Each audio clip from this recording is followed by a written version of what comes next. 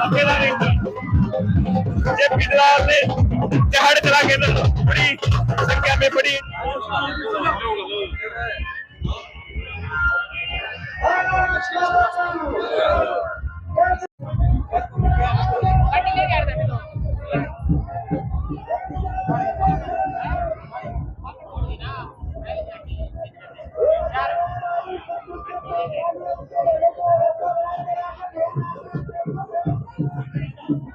बड़ी तस्वीर में चहड़ कला से आपको दिखा रहा हूँ जनता तक पे।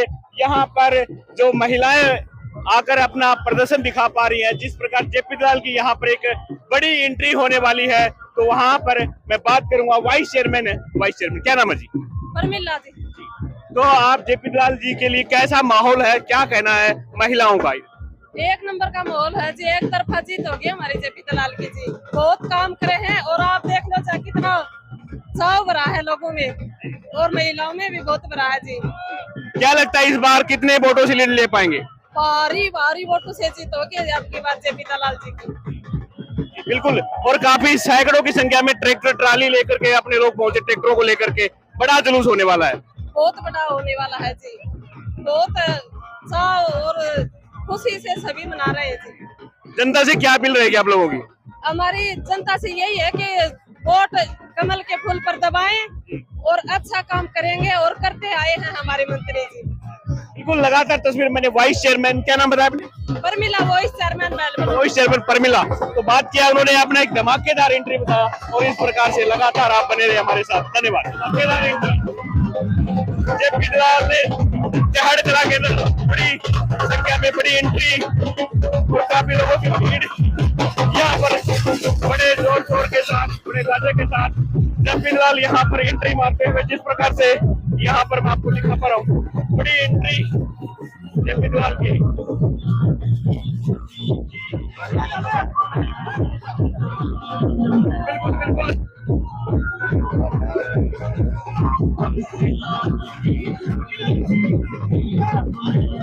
बिल्कुल बड़ी एंट्री दलाल साहब की यहाँ पर कहना चाहूंगा। लगातार तस्वीर जनता तक माता की, चहड़कला गांव की सभी बहुत देर से आप बेहतरीन उमस में गर्मी में बैठी हैं, माताएं बैठी हैं और मुझे इसका आभास है कि सारा पसीना निकल रहा है। मैं तो इतनी बात कहना चाहता हूं कि चुनाव है और मैं आपका कैंडिडेट हूं और ये चुनाव जयप्रकाश दलाल का नहीं है, बाबा बाड़ीनाथ की जो धरती है उसमें बसा हुआ गांव चहड़कला का है। मुझे भरोसा है कि चहड़कला को कोई हरा नहीं सकता। जब ये सरदारा का गांव है, पूरा नवाब से लड़ने वाले यहाँ के बहादुर लोगों का गांव है, यहाँ से आवाज निकलती है। मैं समझता हूँ कि यहाँ की आवाज दिल्ली भी जाएगी और चंडीगढ़ भी जाएगी। परसों हमारे यहाँ देश के गृह मंत्री अमित शाह जी आ रहे अपने ग्राउंड में, खेल ग्राउंड में, हरियाणा का पहला जलसा वो यहाँ से शुरू करेंगे। समझदार को इशारा काफी होता है। आप समझ सकते हो कि दिल्ली वालों की निगाह लोहारू पे है भाई।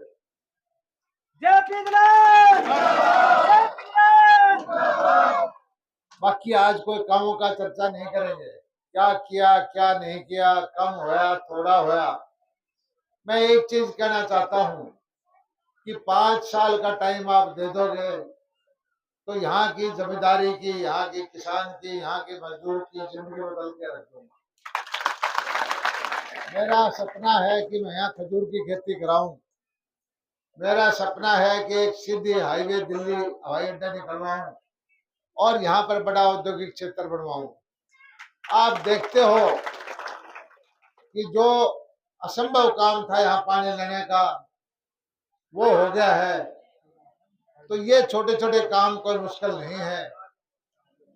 यहाँ नहर का, बिजली का, पानी का, सड़क का, गलियों का एक काम तो मैंने करवा दिया, लेकिन अब थोड़ा सा रोजगार के लिए मेरा ध्यान जाएगा नौजवानों के लिए। जिससे कि यहाँ के लोग इज्जत की रोटी खा सके।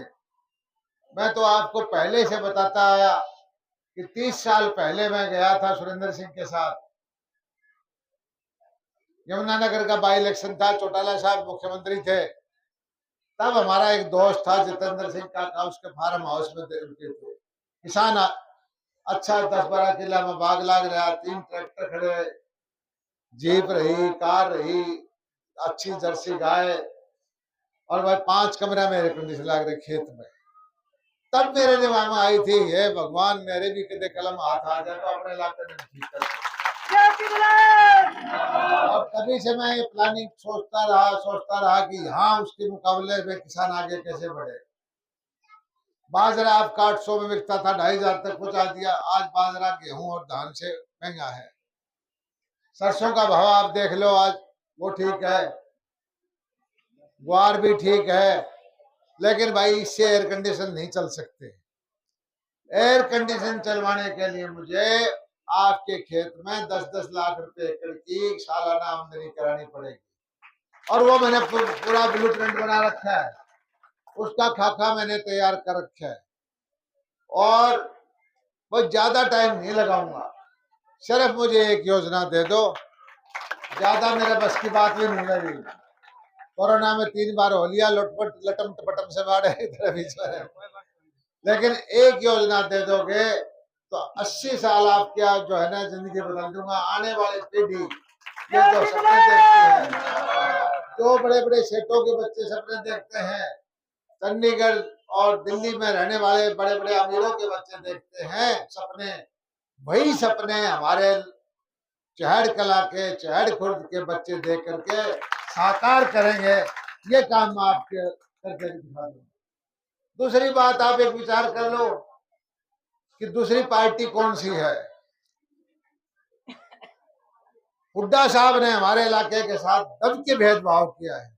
आप अच्छी तरह से याद कर लो, जब रोहतक से आते थे कलानौर में, हमारी गर्दन नीची हो जाती थी, हमारा बगैर बोर्ड पता चल जाता था कि हमारा भिवानी जिला आ गया है। राजनीतिक तौर पर भिवानी के सारे नेताओं की हत्या करने की कोशिश की है, उनकी राजनीति खत्म करने की कोशिश की है। हमारे यहाँ के लोगों की भी सरदारी को भी नीचा दिखाने की कोशिश की है, और एक ठेका दे रखा है ठेकेदार को कि भाई ठेका दे दे तो माल पानी मेरे से ले जा, वोट लिया। क्या यहाँ के चहड़ के लोग एक ठेकेदार के माध्यम से वोट देंगे क्या हुड्डा साहब? मेरा भरोसा ये नहीं होता कि यहाँ के लोग ऐसा करेंगे। निश्चित तौर पर आने वाली सरकार भारतीय जनता पार्टी की बनेगी। ये भाई दुष्प्रचार करते हैं कि जेपी दलाल तो जीत जाएगा, सरकार नहीं बनेगी। जेपी दलाल जीतेगा, चहड़ कला भी जीतेगी, और भारतीय जनता पार्टी की सरकार भी बनेगी। आपके सामने है। इससे पहले 4 महीने पहले चुनाव हुआ, जब भी 5-5 सीट आई थी, 44 सीट पे बीजेपी जीती थी, 42 सीट पे कांग्रेस जीती थी। आज आपको पता है कि उससे ज्यादा बेहतर माहौल है, और निश्चित तौर पर मैं कहता हूं कि भारतीय जनता पार्टी सरकार बनेगी तो चहड़ की कलम पतली नहीं होगी, चहड़ की कलम मोटी होगी, यह आपको भरोसा होना चाहिए। मैं तो आपको एक आश्वासन देता हूँ, विश्वास दिलाता हूँ कि कभी भी चहड़ को नीचा नहीं देखने दूंगा, कभी चहड़ का नाम नीचे नहीं होने दूंगा। 15 साल से आपका बच्चा बन के रहा हूँ, और मैं बार बार एक चीज कहता हूँ भाई, 15 साल में कभी किसी के साथ भेदभाव नहीं किया, कभी वोट नहीं दिया उसका भला, दिया उसका भला, कभी किसी को थाना तहसील नहीं किया, कभी किसी को अपमानित नहीं किया। मैं तो आपके बीच में एक ऐसी शुद्धि गावड़ के रहा हूँ जो चढ़ के तो कहता है बाहर 10 लीटर दूध कम दे दे भाई। जब इन लोहार वाले ने समझा दो, चढ़ वाले तो मुझे पता है कि एक तरफा वोट पड़ेगा, लेकिन कुछ भाइयों का बहम है, कुछ भाइयों ने समझा दो रहा दूध वाली गा के लाठी मार के झोटे पाड़ोगे ना तो तुमने उतरेंगे, तारे खेत में उजाड़ करेंगे। ये बात आपके सामने है। तो भाई लंबा चौड़ा भाषण नहीं, बहुत देर से आप बैठे हो, पहले गांव में मेरा बहुत लेट हो गया, मैं गांव में फिर आऊंगा। और चुनाव आपका, मैं कहता हूं भाई जिस तरह से आप लगते हो ना चहड़ वाले, उसी तरह से लग जाओ। रिश्तेदारी हो, पड़ोसी गांव हो, यारा हो, प्यारा हो, ये एक चुनाव आप लड़ दो। अगर चहड़कला मन से चुनाव लड़ देगा ना, आपके सामने कोई टिक नहीं सकता, कोई आपका मुकाबला चहड़कला का कर नहीं सकता। और मुझे आज का माहौल देख करके, मैं आपके इस चौक में, इस गांव में 70-80 बार आया हूँ। आज जो आप लोगों ने समर्थन दिया है, सारी बिरादरी के 36 जात के भाइयों ने, ऐसा समर्थन मैं कहता हूँ राजनीति में किसी आदमी को मिल नहीं सकता। मैं आपके सामने सिर झुकाता हूँ, आपको नमन करता हूँ। और जिस तरह से आज आपने कार्यक्रम किया है, आप समझ जाओ कि भारत के गृह मंत्री आ रहे हैं, पहला जलसा अपने यहाँ राजीव गांधी स्टेडियम में है। तो भाई अगला अगर तुमने न्यू सब से उम्मीद सहमत है कि मैं लेना है, तो भाई पूरा गांव आ जाओ। और भाई जो छोटा मोटा बढ़ के रहना है तो ढीले हो जाओ।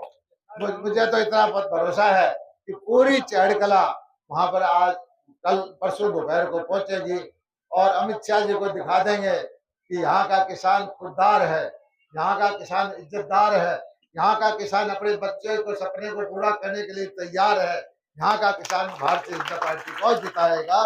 धन्यवाद। जय हिंद, जय भारत। बोलो बाबा बाड़ीनाथ की, बाबा बाड़ीनाथ की धन्यवाद। गाँव में इतना भव्य स्वागत हुआ है, सैकड़ों की संख्या में ट्रैक्टर, एक गांव में ही जो हल्का स्तरीय जलसा होता है उतनी संख्या में किसान, और इन किसानों के जो आशीर्वाद मुझे मिल रहा है इसको मैं भूल नहीं सकता। इससे मुझे प्रेरणा मिल रही है कि इनकी सेवा में मैं अपना पूरा अगला 5 साल और लगाऊं। और आज के माहौल को देख करके निश्चित है कि प्रदेश के अंदर तीसरी बार ये मेरे किसान भाई भारतीय जनता पार्टी की सरकार बनाए। सर आप पर एक अमित शाह जी की रैली के लिए पूरे हल्के के अंदर जबरदस्त उत्साह है। परसों जब आएंगे तो पूरे इसके हल्के के किसान पलके बिछाए बैठे हैं और उनको इस चीज़ की सबसे बड़ी खुशी है कि हरियाणा के अंदर पहली रैली वारू हल्के के अंदर हो रहे हैं। इससे किसान बहुत